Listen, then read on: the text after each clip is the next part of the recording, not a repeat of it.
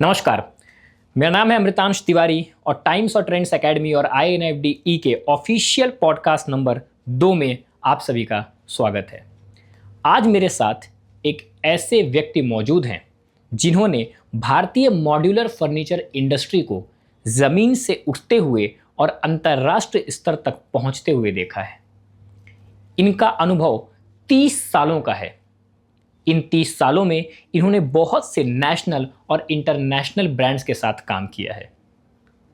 पिछले कुछ वर्षों से ये एक ट्रेनर और कंसल्टेंट की भूमिका में कुछ ज़्यादा ही सक्रिय हैं। ये 300 से ज़्यादा वर्कशॉप और 2000 से ज़्यादा स्टूडेंट्स को प्रशिक्षित कर चुके हैं। ये furniture fitting council of India के गवर्निंग काउंसिल मेंबर भी हैं और साल 2023 के स्किल कैटलिस्ट अवार्ड के विनर भी।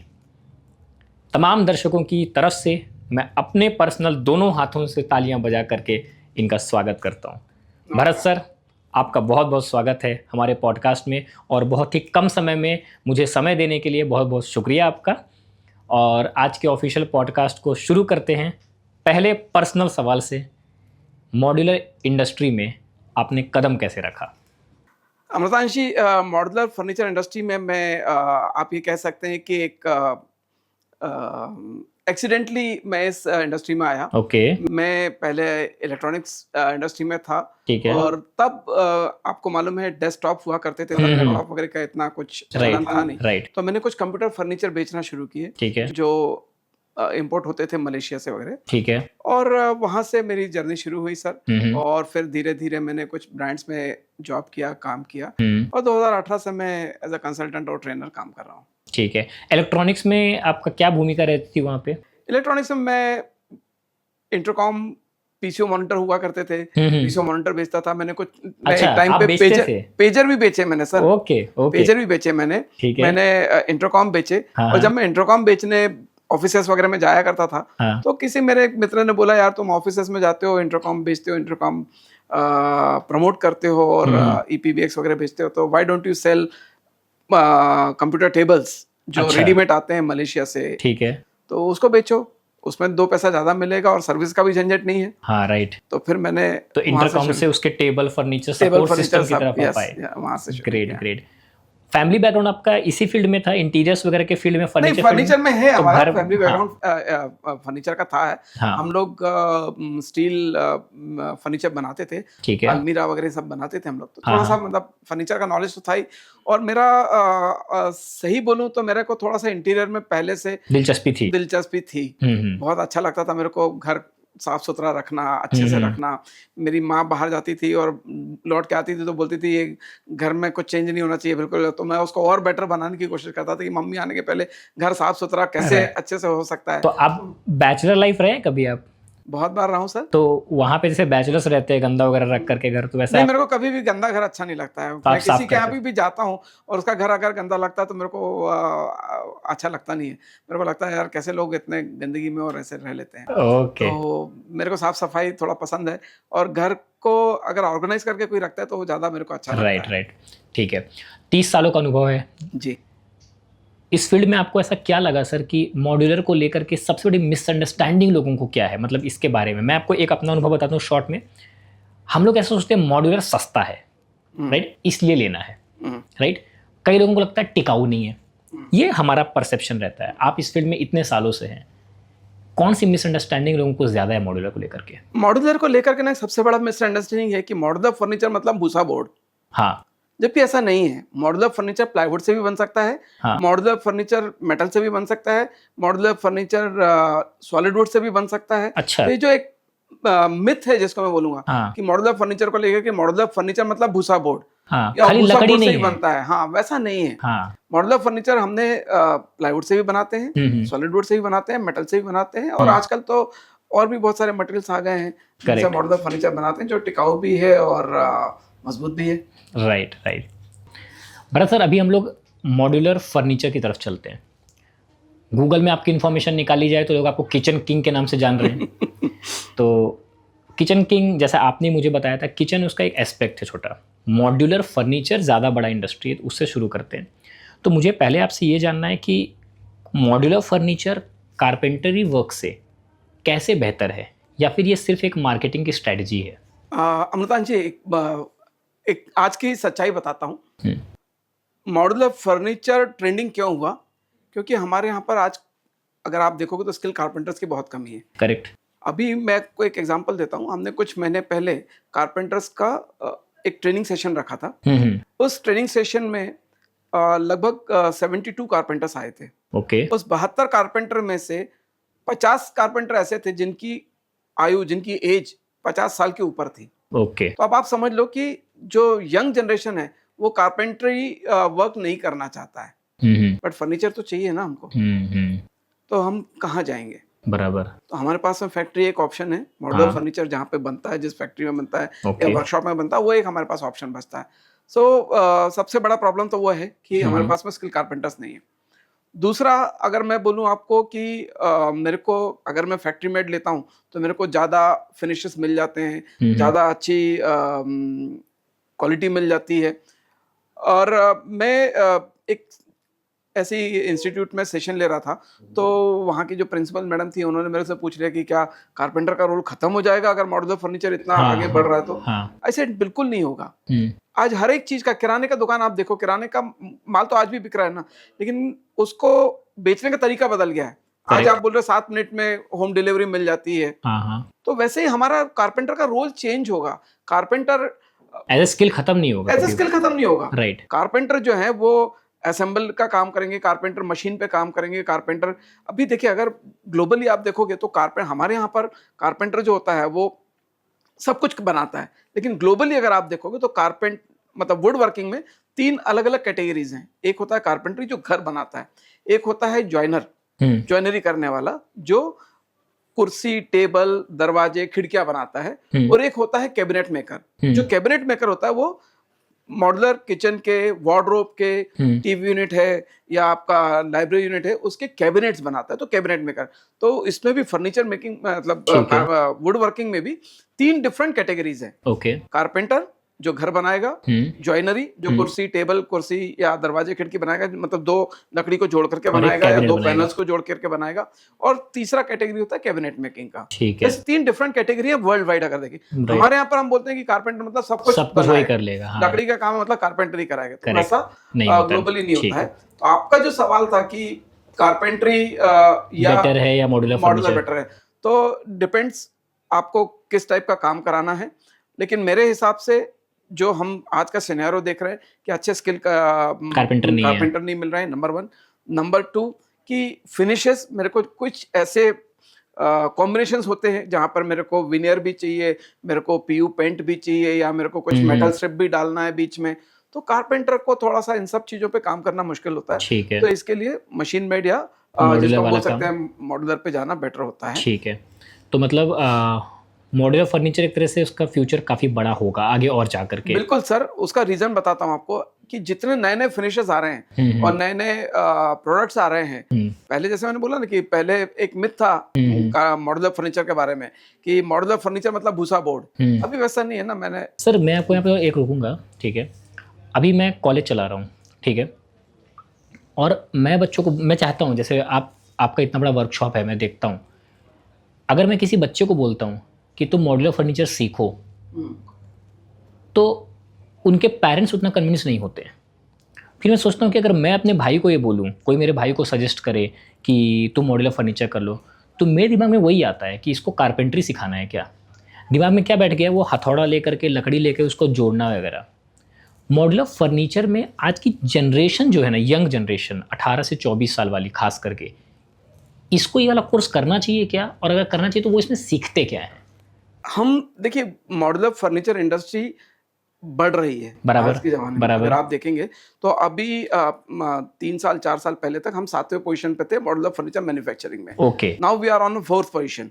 अच्छा। Worldwide, no doubt China, Malaysia, ये सब हमसे थोड़ा आगे हैं, बट हमारी इंडस्ट्री भी बढ़ रही है आगे। ठीक है। और हमारे यहाँ पर मॉड्यूलर फर्नीचर कोर्स अगर बोलते हैं, या मॉड्यूलर फर्नीचर हम पढ़ाते हैं, या मॉड्यूलर फर्नीचर इंडस्ट्री में हम बोलते हैं कि आप इस इंडस्ट्री को आइए, ज्वाइन करिए, तो इसका मतलब ये नहीं कि आपको बनाना है। ओके। बहुत सारे काम होते हैं हमारे पास में। सेल्स सबसे बड़ा काम होता है। हमारे डिजाइन, हमारे आइडियाज, हमारे थॉट्स बेचना वो भी एक काम है। हमारे डिजाइन्स करना एक हमारा अलग जॉब प्रोफाइल है। बैकएंड पे काम करना पड़ता है कि एक मेरे को से एन एग्जांपल, मेरे को किचन बनाना है, मेरे को वार्डरोब बनाना है, तो उस वार्डरोब बनाने के लिए मेरे को कितना मटेरियल लगेगा।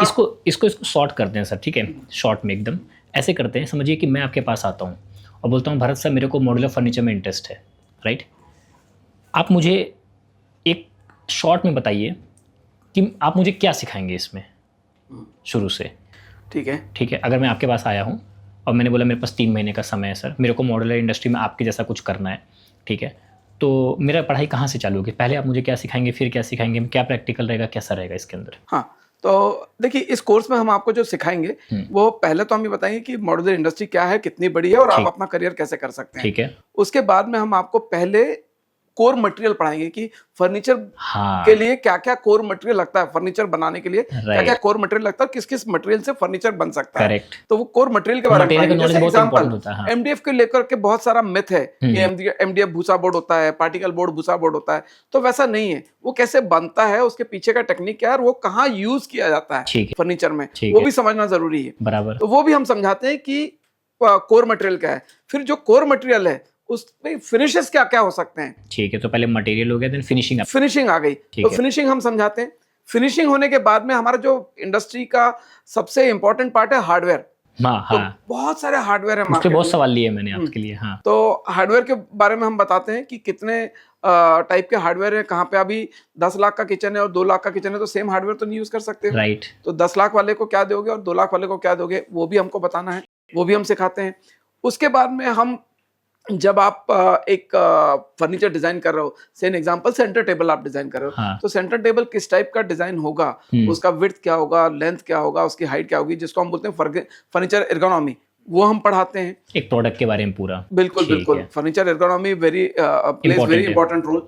तो फर्नीचर एर्गोनॉमी हम पढ़ाते हैं। आपने अगर वो पढ़ाया तो आप मुझे सेल्स करना भी सिखाएंगे। बिल्कुल, सेल्स भी सिखाएंगे। उसके बाद सेल्स आएगा, तो मतलब हाँ, अब मैं कन्विंस हूँ। अगर मुझे सेल्स आपने सिखा दिया और मुझे बेचना आगे, मतलब मेरे में पैसा आ रहा है। नहीं, इसमें एक और चीज है अमतान जी, इसमें हमको जो सबसे ज्यादा मेन पावर लगता है ना, वो कहाँ लगता है मालूम है आपको? हाँ। जब प्रोडक्ट बन के फैक्ट्री से चला गया, उसको लगाना कैसे, हाँ, मतलब कस्टमर के घर पे, यस, उसको सुपरवाइज करना, हाँ, वो भी एक बहुत बड़ा इंपॉर्टेंट रोल प्ले करता है। जो सुपरवाइजर होता है ना हमारा, राइट, वो भी बहुत इंपॉर्टेंट रोल प्ले करता है। तो सुपरवाइजर अगर सुपरवाइज कर रहा है लेकिन उसको प्रोडक्ट नॉलेज नहीं है, हाँ, उसको हार्डवेयर का नॉलेज नहीं है, तो सुपरवाइज नहीं कर सकता है। तो उसको अगर सुपरवाइजर बनना है, हाँ, तो उसको प्रोडक्ट नॉलेज भी होना चाहिए, डिजाइन का नॉलेज भी होना चाहिए, डिजाइन रीड करते भी आना चाहिए और उसको एग्जीक्यूट करते भी आना चाहिए। ग्रेट। ओके, अभी दूसरा डर, मैंने घर लिया नया, मैंने सबको सजेस्ट किया, पर मेरा घर का बजट ऑब्वियसली उतना नहीं था। लेकिन मुझे ये पता है, मेरे दिमाग में मॉड्यूलर सस्ता होता है, लेकिन मेरे को लोगों ने ये भी बोला है कि मॉड्यूलर का कोई भी काम आप करोगे अगर, तो 2-3 साल के अंदर वो सब गिरना टूटना चालू हो जाता है। तो क्या ये सच है? अगेन एक मिथ है ये। ठीक है।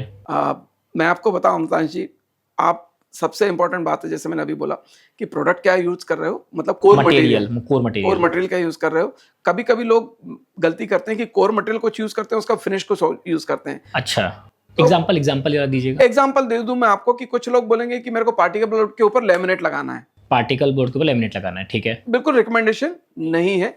अगर पार्टिकल बोर्ड के ऊपर लेमिनेट लगा रहे हो तो दोनों तरफ लेमिनेट लगाना चाहिए। दोनों तरफ लेमिनेट लगाओगे तब वो बेंड नहीं होगा या क्रैक नहीं होगा, टूटेगा नहीं। या कुछ लोग बोलेंगे प्लाई के ऊपर पेंट कर दो। हाँ, प्लाई के ऊपर पेंट रिकमेंडेशन नहीं है, क्योंकि प्लाई का अगर आपने सरफेस देखा होगा तो स्मूथ नहीं होता। हाँ, राइट। इसलिए हम बोलते हैं कि अगर आपको पेंट करना है, पीयू जिसको हम बोलते हैं, पॉलीयूरेथेन पेंट, तो पेंट अगर हमको करना है तो वो हमको एमडीएफ के ऊपर या एचडीएचएमआर के ऊपर करना है, क्योंकि उसके सरफेसेस स्मूथ होते हैं। तो ये बहुत सारी मिस्टेक्स हो जाती हैं प्रोडक्ट और फिनिश चूज करते समय, इसलिए। और कई बार एक और एग्जांपल छोटा सा दे दूं कि प्लाईवुड के लिए अलग स्क्रू आते हैं, आपको पता है, और एमडीएफ और एचडीएचएमआर यूज करने के लिए अलग स्क्रू आते हैं। ये मेरे को लगा कील होता है, नहीं, और जो भी होता है उसमें ठोकने का, उसमें बिल्कुल नहीं। तो प्लाईवुड के लिए अलग स्क्रू यूज किया जाता है और एमडीएफ के लिए अलग। अगर आपने प्लाईवुड का स्क्रू एमडीएफ पे यूज कर लिया, ज्यादा दिन नहीं चलेगा। उल्टा भी है, अगर एमडीएफ का स्क्रू प्लाईवुड पे यूज कर लिया तो भी नहीं चलेगा। तो प्रोडक्ट सही सिलेक्ट करना और उसका हार्डवेयर सही सिलेक्ट करना बहुत इंपॉर्टेंट है। अगर वो सही यूज किया आपने तो आपका प्रोडक्ट लाइफ टाइम चलता है। तो मेरे को ऐसा लगता है कि भले ही इसमें स्कोप बहुत ज़्यादा है आज के टाइम पे और आगे भी रहेगा 15-20 साल, लेकिन राइट नाउ सबसे ज़्यादा नीड है कि इसके बारे में कॉमन मैन को अवेयरनेस जरूरी है। एग्जैक्टली राइट, तभी जाकर के उसका ये ट्रस्ट बिल्ड होगा। वरना हमारे से लोग यही सोचेंगे मॉड्यूलर, हमारे हम लोग कैसा सोचते हैं सर बताऊँ मैं आपको, मैं भी मिडिल क्लास हुआ, हमारे यहाँ महंगा है तो अच्छा है और सस्ता है तो बेकार है। और मॉड्यूलर इंडस्ट्री हमारे लिए उसी में आता था। आपने आज एक मिथ ब्रेक किया कि खास करके अवेयरनेस को लेकर के। मॉड्यूलर फर्नीचर, इधर आपको करेक्ट कर दूं, एक बात बोल दूं आपको मैं, मॉड्यूलर फर्नीचर में वैल्यू फॉर मनी मिलता है। हाँ, जितना पैसा दोगे उतना काम मिलेगा, परफेक्ट माल मिलेगा। मतलब कितने भी बजट में काम होगा, ये भी बोल सकते हैं। ठीक है, अब मैं जाता हूँ फर्नीचर शोरूम में। राइट, बहुत सारे लोग मिलते हैं, आपका भी अनुभव रहा है, ईमानदारी से बताइएगा सर, बिना फिल्टर किए हुए, फर्नीचर के शोरूम में कस्टमर से सबसे बड़ा झूठ क्या बोला जाता है? कई बार कोई भी जरूरत नहीं, आप नाम लीजिए, एक्सपीरियंस से कुछ नहीं, क्या झूठ रहता है? नहीं देखिए, ये डिपेंड करता है शोरूम ओनर के ऊपर कि वो एमडीएफ बोल के प्लाईवुड बेच रहा है क्या, या एचडीएचएमआर बोल करके एमडीएफ दे रहा है क्या, या पार्टिकल बोर्ड दे रहा है क्या। तो ये नहीं वैसा होता नहीं है। लेकिन देखो, आदमी बेचने के लिए बैठा है तो ये बोलेगा कि ये लॉन्ग टर्म चलेगा, लंबे समय तक चलेगा, लेकिन साथ में ये बताना भूल जाता कि इसको यूज कैसे करना है। अभी कार भी चला रहे हो आप, तो कार चलाने का भी एक तरीका है ना। राइट, उसको आपको हर थोड़े दिन बाद gear oil, engine oil change करना है। वैसे हमारा फर्नीचर भी है, उसको यूज करने का एक तरीका, उस तरीके से यूज करेंगे तो अच्छा चलेगा। तो मतलब आप जो बोल रहे हैं कि वो झूठ नहीं बोलते लेकिन प्रॉपर इन्फॉर्मेशन नहीं देते। एग्जैक्टली है ना, झूठ चलो ठीक है, ये ट्रस्ट मैं करूंगा कि हाँ ये बात सही है। मैं भी गया हूँ कई बार, तो मुझे मटेरियल का नॉलेज नहीं दिया जाता है। यही बोला जाता है कि ये लंबा चलेगा, टिकाऊ है, आपके घर को तो बेस्ट यही सूट करेगा, एंड सो ऑन। इसलिए मेरी एडवाइस है कि जब आप प्रोडक्ट बेचते हो तो उसका यूज कैसे करना वो भी पूछा हो, एटलीस्ट कस्टमर को समझाना चाहिए। और सिर्फ मॉड्यूलर में किसी भी चीज, घड़ी भी खरीदो तो आपको पता होना चाहिए। ठीक है, ओके। अभी आपने बार बार कुछ शब्दों का इस्तेमाल किया सर, प्लाईवुड बोला आपने, और क्या दो मटेरियल आपने बोले थे? एमडीएफ एचडीएचएमआर है। राइट, तो ये जो मटेरियल्स बार बार यूज किए जाते हैं फर्नीचर इंडस्ट्री में, इंडियन होम्स जो है जहाँ पे लोग रहते हैं, उसके लिए कौन सा सुटेबल होता है, और कौन सा ऐसा प्रोडक्ट है या मटेरियल है जो बहुत ही ज़्यादा ओवर यूज किया जाता है? इंडिया में अगर मैं बोलूँ ओवर यूज है प्लाईवुड। ठीक है, कारण क्या लगता है आपको इसका? जैसे मैंने बोला ना कि मिथ है कुछ हमारे इंडस्ट्री के बारे में कि नहीं प्लाईवुड से बनाएंगे तो ही हमारा फर्नीचर मजबूत होगा, एमडीएफ से बनाएंगे या पार्टिकल बोर्ड से बनाएंगे तो मजबूत नहीं होगा। लेकिन अगर जैसे स्क्रू अगर सही से यूज नहीं करोगे तो वो किसी में भी काम नहीं करेगा। और उसको दूसरी बात, उसको सही तरीके से यूज नहीं करोगे तो मैं चंदन की लकड़ी का भी फर्नीचर बना के दे दूं आपको और उसको सही ढंग से यूज नहीं करोगे आप, तो वो भी खराब हो जाएगा कुछ दिनों बाद। ठीक है, तो यूज पे डिपेंड करता है, यूज के ऊपर डिपेंड करता है कि आप कैसे यूज करते हैं। ठीक है, साइलेंट किलर कौन सा मटेरियल होता है, मतलब जो कस्टमर को बहुत टाइम बाद पता चलता है अरे ये तो खराब हो रहा है? जैसे मैं घर लेता हूँ, शुरू में अच्छा लगता है, 6 महीने बाद पहली बारिश में ही दीवार पूरा सीख जाता है ना, गीली गीली हो जाती है वगैरह, तो मुझे नहीं पता कि कौन सा ब्रेक सीमेंट क्या यूज़। उसी तरह इस फील्ड में वो कौन सा मटेरियल ऐसा है जो बहुत ही साइलेंटली खराब हो जाता है, लोग अवॉइड? नहीं, ऐसा कोई मटेरियल नहीं है सर, ऑनेस्टली बोलूं। ठीक है, आप जब भी फर्नीचर यूज करते हो तो आप थोड़ा सा उसको how to use that particular material, उसका जिससे आपने मटेरियल खरीदा उससे सीख लीजिए, समझ लीजिए। और मेजरली तो आपको मॉइस्चर के ऊपर थोड़ा सा ध्यान रखना है। बाकी आप क्लीन करते रहिए, हार्ड केमिकल से मत क्लीन करिए अपने फर्नीचर को, सॉफ्ट केमिकल या सॉफ्ट। तो कोई भी मटेरियल लो अगर, तो उसकी जिम्मेदारी, उसकी देखभाल वैसे ही करो जैसे आप अपने घर की बाकी चीजों की करते हो, तो वो लंबा चलेगा। और हर चीज की एक उम्र होती है, एक उम्र के बाद अपने को रिप्लेसमेंट भी देखना पड़ता है। ठीक है, क्या ये सच है कि ज्यादा पैसा मतलब ज्यादा अच्छा प्रोडक्ट या सर्विस? ऐसा अमृतांश बिल्कुल भी नहीं है कि ज़्यादा अच्छा पैसा। डिपेंड करता है मटेरियल के ऊपर, डिपेंड करता है आप कितना पैसा दे रहे हो। तो वैल्यू फॉर मनी चाहिए आपको। मैं जितना पैसा दे रहा हूँ उसमें मेरे को अच्छा, अभी मैं 2 लाख में भी किचन बना सकता हूँ, मैं 10 लाख में भी किचन बना सकता हूँ, मैं 3 लाख की वार्डरोब भी बना सकता हूँ, मैं 10 लाख की भी वार्डरोब बना सकता हूँ। डिपेंड करता है कि आप कैसे फिनिशेस, कैसे प्रोडक्ट, कैसे फिटिंग्स, हार्डवेयर यूज करते फिटिंग्स कैसे यूज कर रहे हो, उसके ऊपर डिपेंड करेगा। ठीक है, लोग हमेशा बोलते हैं कि डिज़ाइन और जो बोर्ड्स होते हैं, राइट, वो बहुत इंपॉर्टेंट होता है, और आप अपने सेशन में हमेशा बोलते हो कि हार्डवेयर जो होता है वो ज़िंदगी या जान डालता है। इस पे थोड़ी सी टॉर्च लगा के रोशनी डालिए। देखिए फर्नीचर में दो चीजें होती हैं जब अपन फर्नीचर बनाते हैं, एक होता है वुड वर्किंग और दूसरा होता है हार्डवेयर। वुड वर्किंग और हार्डवेयर, फर्क क्या है सर? तो वुड वर्किंग मतलब लकड़ी से जो कुछ भी बनाया हमने बनेगा, वो अब से एन एग्जांपल एक कैबिनेट बना दिया, तो मैंने बॉक्स लकड़ी का, MDF का, पार्टिकल बोर्ड का, प्लाईवुड का, MFC का, किसी का भी बनाया, और उस कैबिनेट को बनाने के लिए दरवाजे लगाने पड़ेंगे, तो दरवाजे लगाने के लिए मेरे को हिंजेस लगाने पड़ेंगे, या स्लाइडिंग करना है तो चैनल लगानी पड़ेंगी। तो ये दो चीजें हो गई, वुड वर्किंग एंड हार्डवेयर। तो हार्डवेयर अगर मैं बोलता हूँ woodworking is the body of a product, तो hardware is the heart of that product. आत्मा है वो पूरी, उसकी जान डालती है। Hardware is the heart of that product. तो हार्डवेयर बहुत है मार्केट में available, different brands, different country से आते हैं, अलग अलग कंट्रीज से हार्डवेयर्स आते हैं। अभी तो एक अच्छी बात है कि कुछ बड़े ब्रांड्स ने इंडिया में फैक्ट्री भी डालना शुरू करी, बड़े बड़े ब्रांड्स इंडिया में इन्वेस्ट कर रहे हैं और हार्डवेयर इंडिया में बनाना शुरू करेंगे, तो शुरू कर दिया ऑलरेडी। अच्छा, तो हार्डवेयर मतलब हार्डवेयर और ये जो मटेरियल है वो दोनों ही यूज होता है, लेकिन हार्डवेयर जो है होल्ड करता है पूरे फर्नीचर प्रोडक्ट को। ठीक है, एक जगह का ज्यादा पैसा डालना हो मेरे को, तो मुझे किधर पैसा डालना चाहिए, बोर्ड्स में या हार्डवेयर में? नहीं, ऐसा 50-50 ऐसा कर सकते हैं क्या कि मतलब मटेरियल सस्ता लिया है कोई, क्योंकि इंडियन में पॉकेट बहुत इंपॉर्टेंट है सर, मटेरियल कोई सस्ता लिया है और हार्डवेयर मैं बोलूँ कि तगड़ा वाला, स्क्रू हिंजेस बहुत अच्छे ले लूँ, तो ये कॉम्बिनेशन वर्क हो जाता है? दोनों उल्टा भी हो सकता है कि हार्डवेयर बहुत ही स्ट्रांग ले, सॉरी फर्नीचर बहुत स्ट्रांग ले लीजिए और हिंजेस थोड़ा सा सस्ता ले लीजिए। तो लोग करते हैं, बट मैं तो बोलूँगा क्यों, दोनों अच्छा लीजिए। हाँ, हार्डवेयर भी अच्छा लीजिए, अच्छे ब्रांड का लीजिए। और ये डिसाइड कैसे करेंगे सर, क्योंकि हम मेरे को एट द एंड पैसा ही दिखता है कि कहाँ बच सके, तो कहीं इसीलिए तो मैं बोलता हूँ हमारा कोर्स सीखिए। तो आपको यहाँ पर किस प्राइस रेंज में कौन सा कॉम्बिनेशन करना है हम सिखाते हैं। ओके, एक एग्जांपल दीजिए सर। मान लीजिए एग्जांपल कि मेरे को एक 6 फुट हाइट की और 3 फुट या 4 फुट चौड़ी वार्डरोब बनाना है। हाँ, तो इतनी चौड़ी वार्डरोब मैं 50,000 में भी बना सकता हूँ और मैं 2 लाख में भी बना सकता हूँ। तो 2 लाख में अलग हार्डवेयर, अलग कोर मटेरियल, अलग फिनिश यूज करूंगा, 50,000 में अलग हार्डवेयर, अलग कोर मटेरियल, अलग फिनिश यूज करूंगा।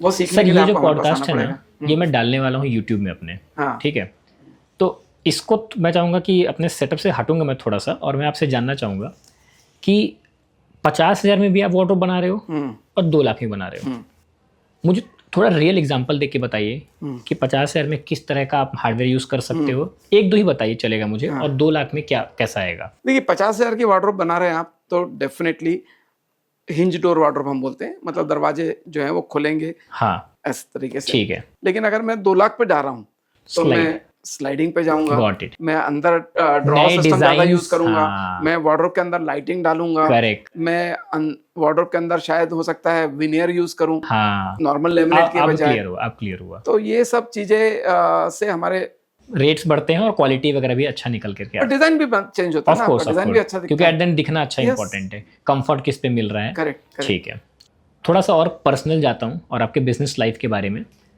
कभी ऐसा हुआ किसी क्लाइंट का आपने काम ले लिया हो और फिर ऐसा लगा हो यार कि ये बला क्यों ले ली मैंने, बहुत रिग्रेट हुआ हो? ऐसा एक बार नहीं कई बार हुआ है। और आज भी होता है? हाँ, अभी तो नहीं, लेकिन अभी तो मैंने प्रोजेक्ट्स लेना ऑनेस्टली बंद कर दिए, क्योंकि मेरा कंसल्टेंसी और ट्रेनिंग में ही बहुत टाइम जाता है। तो होता है अभी। कहाँ पे हो जाता है? क्या हो गया? एक क्लाइंट थे मेरे, उन्होंने हमको हाथ से बताया कि इतना बड़ा ड्रॉवर चाहिए हमको।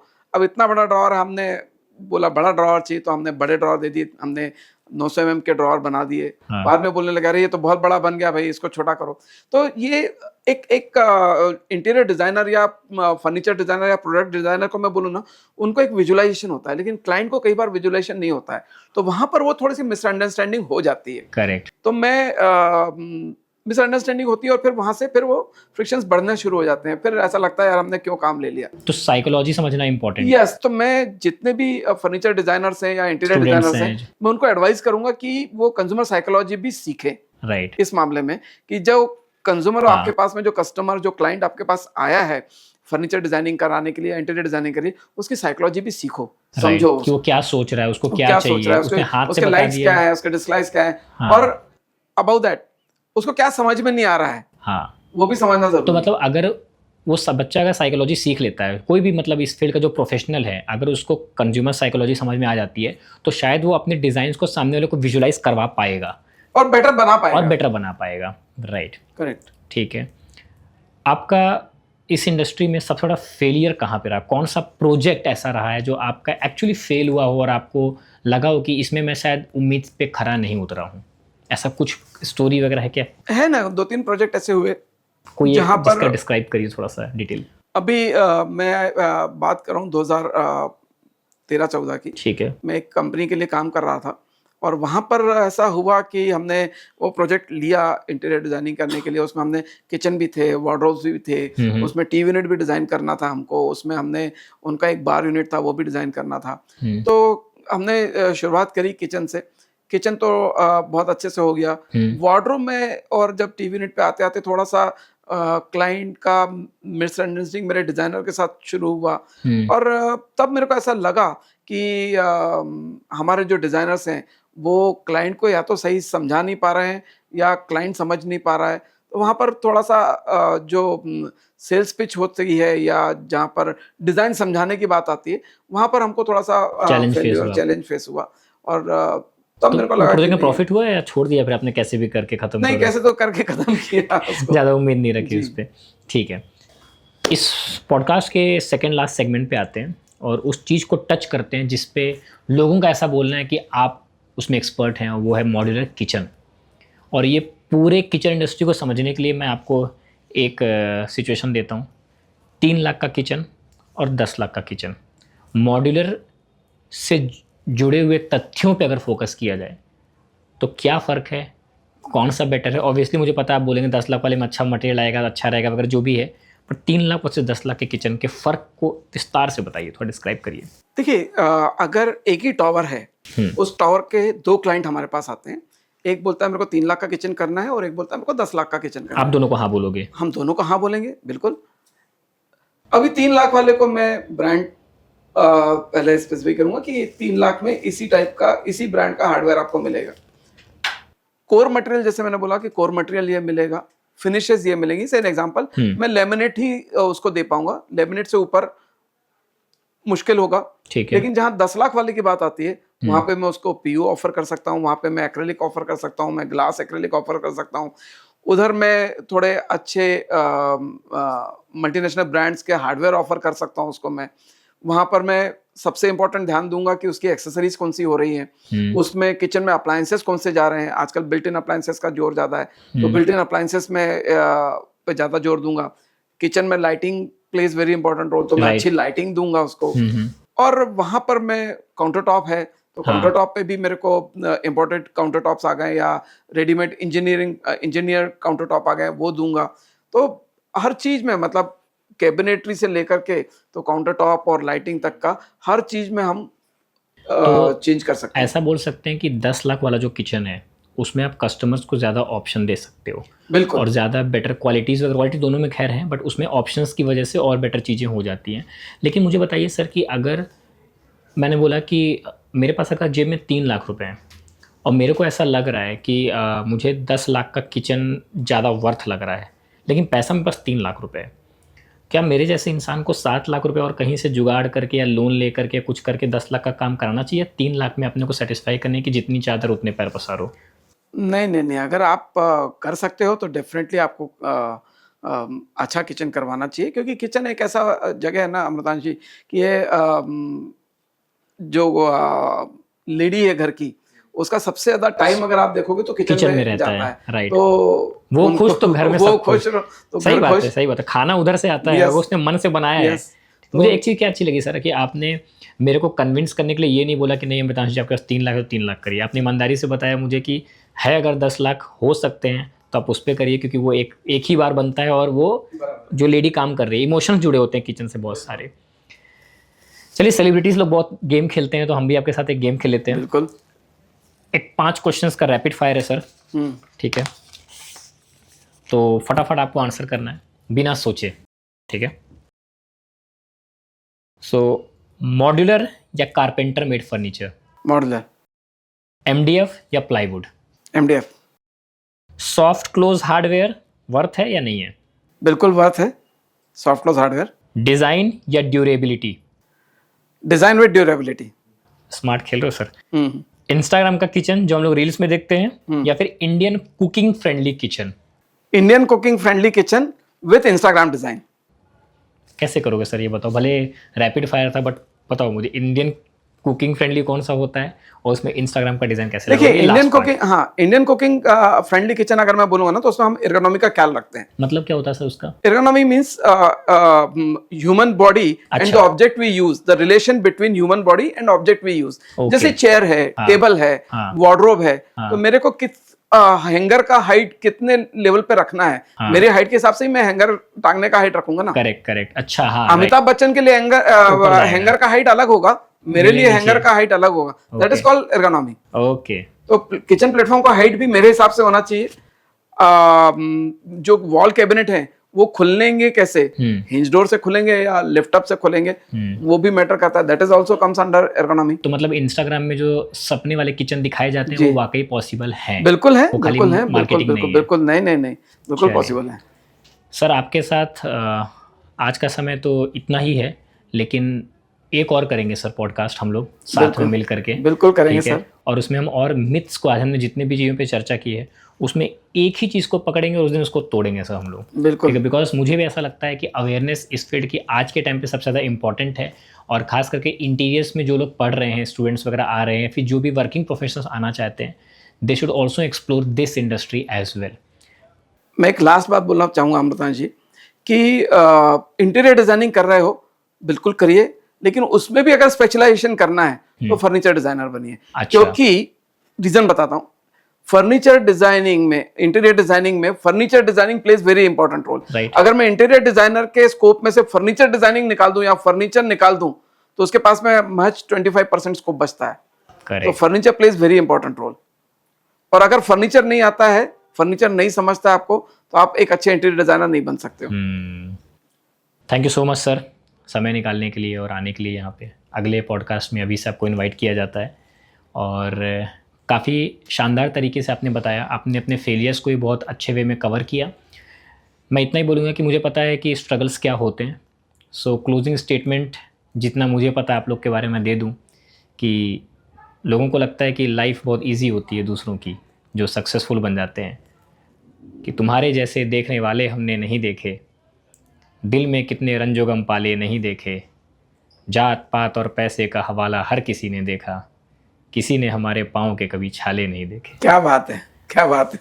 मुझे पता है आपके स्ट्रगल्स भी बहुत शानदार रहे हैं एंड आपको उस पर प्राउड फील होगा। मुझे बहुत अच्छा लगा आपसे बात करके सर। हमारे ऑफिशियल पॉडकास्ट नंबर 2 में आने के लिए आपका धन्यवाद, और टाइम्स एंड ट्रेंड्स एकेडमी और INFDE की तरफ से आपको आगे के लिए बहुत बहुत शुभकामनाएं। बहुत बहुत धन्यवाद। नमस्कार। Thank you.